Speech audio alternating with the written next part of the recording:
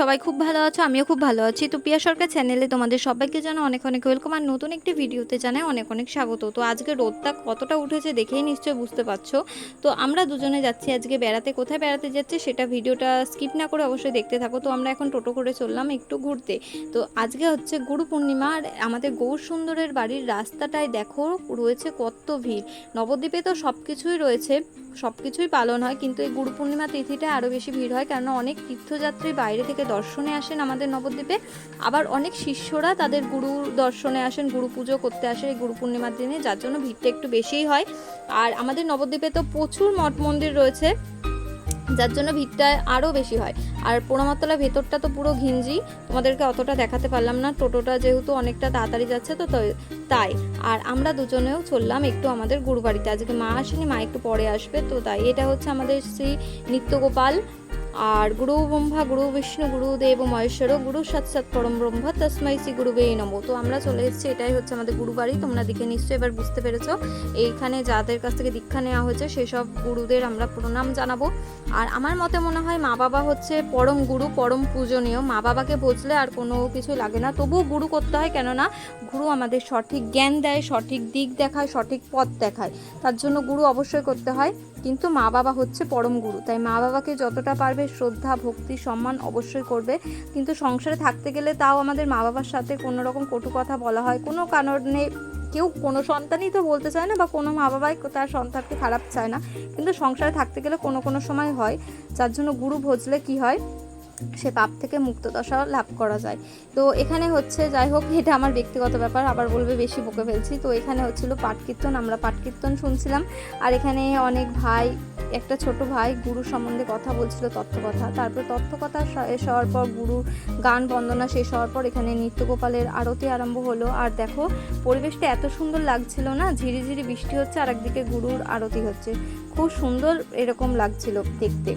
তো আরতি শেষ হওয়ার পর আমরা যখন এসেছিলাম তখন নাট মন্দিরটা দেখো কতটা খালি ছিল, আর এখন সবাই প্রসাদ পাওয়ার জন্য সব গুরু ভাই গুরু বোন সকল তীর্থযাত্রী দর্শনার্থী সকলেই বসেছে প্রসাদ খাওয়ার জন্য। তো আমরাও বসেছি।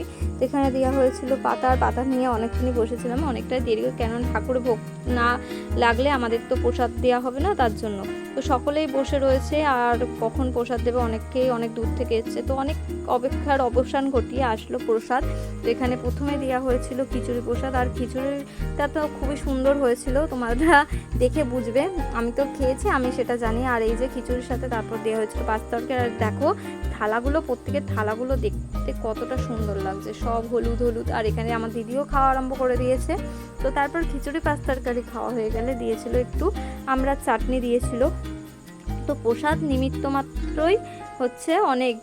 আর আমরা তো নবদ্বীপে থাকি, কে প্রসাদ খেতে ভালোবাসো অবশ্যই একটু কমেন্ট করে বলবে। তো এই দেখো চাটনির পর দেওয়া হয়েছিল বোঁদে পায়েস। তো আমরা এগুলো সব প্রসাদ খেতে আমরা হাত ধুয়ে আমরা আসলাম একটু এদিকে বাগানটা ঘুরতে। আর চলো তোমাদেরকেও একটু ঘুরে দেখাই। তো এটা হচ্ছে আমাদের যে গুরুবাড়ি সেই বাগানটাই, এখানে রয়েছে প্রচুর ফল ফুলের গাছ। এইখান থেকে ফল ফুল দিয়ে মানে শাকসবজি দিয়েই মানে বেশিরভাগ মন্দিরে পূজা হয়। আর এই দেখো কত সুন্দর সুন্দর বাতাবি লেবু ধরেছে, এগুলো সব এখনো পাকেনি, সব ছোটই রয়েছে, এগুলো সব প্রসাদে দেওয়া হয়। আর এই দেখো এখানে কচুর শাক রয়েছে, এগুলো সব রান্না করে ঠাকুরকে নিবেদন করা হয়। কলা গাছ রয়েছে, মোচাও ধরেছিল, কলাও ধরেছিল, কাঁচকলা গাছই ছিল এগুলো, নারকেল গাছ, আরও অনেক বিভিন্ন, কারি পাতা গাছ, এখান থেকেই সমস্ত হয়, পেয়ারা গাছ। আর এই দেখো কলকে ফুলগুলো মাথার উপরে, আর আকাশটা খুব সুন্দর লাগছিল দেখতে। তো তোমাদের সাথে কথা বলতে বলতে তো আমাদের তাড়াহুড়োর চোটে তোমাদের মন্দিরটাই দেখানো হয়নি। তো এটাই হচ্ছে আসল মন্দির। এই যে এইটা হচ্ছে ঠাকুরের গর্ভগৃহ, যেখানটা ঠাকুর মানে সেই যে আমরা যেই নিত্যগোপালকে দেখালাম, এটা হচ্ছে নিত্যগোপালের ঘরটা। আর এখান দিয়েও দেখো আমরা খেয়ে ওঠার পরও এখানে এখনও লোক প্রসাদ পাচ্ছে। তো আমরা এখানে ঘুরে ঘুরে দেখছিলাম, আমাদের আরও বাড়ির লোক ছিল, মামা টামা অনেকে ছিল। তো এখানে আমার দিদি ছিল, মাও এসেছিল পরে। তো এই দেখো আমরা চললাম একটু সামনের দিকে, আমাদের সামনে যেখানে এসে আগে এসছি সেখানে জুতো রাখা আছে, সেখানে চললাম। আর এই যে খোপ খোপ করা বাজ সাইডে দেখছো, এখানে কেউ দেহ রাখলে এই নিচে সমাধি দেওয়া হয়। আর এই দেখো এখানে রয়েছে একটা কাঁঠাল গাছ, কত কাঁঠাল ধরেছে, এখনও কাঁঠাল রয়েছে দেখছি এই মন্দিরে, আর এখনও ঠাকুরের ভোগ রান্না হচ্ছে, লোকে প্রসাদ পাচ্ছে। তো সিঁড়িটাও রয়েছে খুব সুন্দর। তো আমি এখানে ঘুরছিলাম, আমার এবার একটু বেশ বোরিং লাগছিলো, কেননা কখন বাড়ি যাব। তারপর মাও এসেছিলো, মাও দাঁড়িয়েছিল অনেকটা। তো আমরা যখন বাড়ি চলে আসছিলাম দেখছিলাম এই ফুল গাছটা। তো এই ফুলটা কি কেউ চেনো? এটা হচ্ছে নাগফুল। আগের বার যখন এসেছিলাম এখান দিয়ে একটা পাঁচিল দিয়ে ঘেরা ছিল, কিন্তু এবারে জানি না কেন পাঁচিলটা ভেঙে দিয়েছে। তো আমি একটু আনতে গেলাম ফুলটা, কিন্তু দেখি কিছুই নেই, রয়েছে এরকম এই পড়া ভাঙা ভাঙা কেমন যেন একটা, এই যে এরকম টাইপের, এটা বলে নাগকেশরের ফুল। আমি অতটা জানি না, আগের বারে একজনা বলেছিল তাই চিনতে পেরেছি।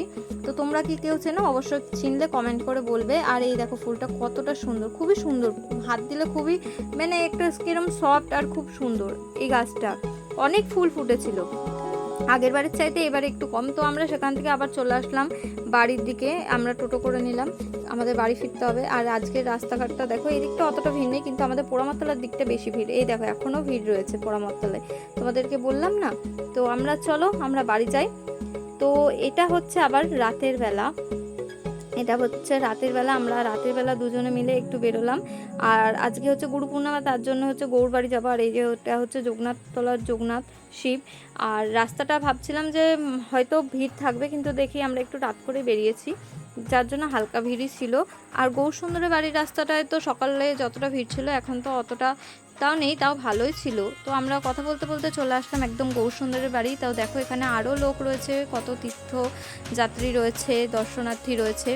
তো আমাদের গৌরসুন্দরকে দেখো কতটা সুন্দর লাগে দেখতে। তো চলো গৌরসুন্দরকে দেখার জন্য উপরে যাওয়া যাক। আমরা চলে আসলাম উপরে। এই যে গৌরসুন্দরের চরণ, তোমরা চরণের সমস্ত প্রার্থনা জানাও, অবশ্যই গৌরসুন্দর পূরণ করবে। আর গৌরসুন্দরকে দেখাটা কত সফটনেস একটা সাজে সজ্জিত করেছে সিঙ্গার। আর কত মালা পেয়েছে দেখো, সব ডান সাইডে সব জড়ো করা রয়েছে। তো ওই ওপরটায় অনেক ভিড় ছিল। তো আমরা গৌরসুন্দরকে দর্শন করে একদম নিচে বেরিয়ে আসলাম। নিচে নেমে আমাদের এখন যেতে হবে একটু বাজারের দিকে। আর কালকে যেহেতু সোমবার, আর আজকে দেখো আমাদের পোড়ামাতলা দিয়ে অনেকে বাঁক নিয়ে জামালপুর, তারপরে শিবনিবাস এইসব জায়গায় যাচ্ছিলো। আর এটা হচ্ছে আমাদের বাজারের রোড। তো আমরা একদম পৌঁছে গেলাম আমাদের বাজারে। আর এখান থেকে আমি নিচ্ছিলাম একটু ফল, কেননা পরের দিন সোমবার ছিল, আমি সোমবারের উপোস করব, তার জন্য রাতের বেলায় সব কেনাকাটা করছিলাম। আর কেনাকাটা করে যখন বাড়ি আসছিলাম তখন দেখি আরও সব যারা উপোস করবে তারা সব গঙ্গা স্নান করে এরকম বাঁক নিয়ে সকলে যাচ্ছে। তো সেগুলো দেখতে দেখতে আমরা বাড়ি চলে আসলাম। আর এই যে আমাদের চিকু, এর সাথে আমি কথা বলছিলাম। আমি তো বাইরে গেলে ইনি একদম উদ্বিগ্ন হয়ে যায়, যেন আমি বাড়িঘর ছেড়ে পালিয়েছি। তো চলো আজকের ভিডিওটা বড় না করে এখানেই শেষ করছি। ভিডিওটা ভালো লাগলে লাইক কমেন্ট শেয়ার, আর যারা পেজ থেকে দেখছো অবশ্যই একটু ফলো করে দেবে। তো দেখাবো অন্য কোনো ভিডিওতে, অন্য কোনো ব্লগে। সবাইকে টাটা।